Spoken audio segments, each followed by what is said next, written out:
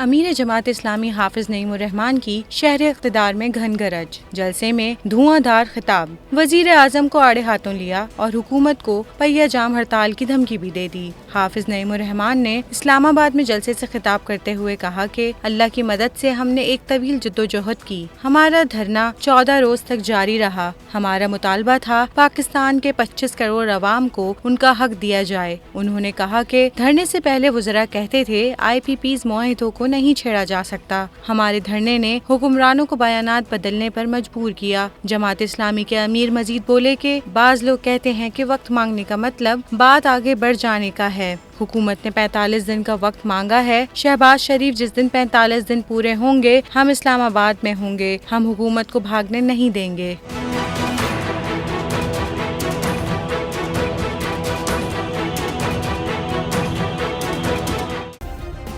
Subscribe کریں اور بیل دبائیں تاکہ کوئی خبر رہ نہ جائے۔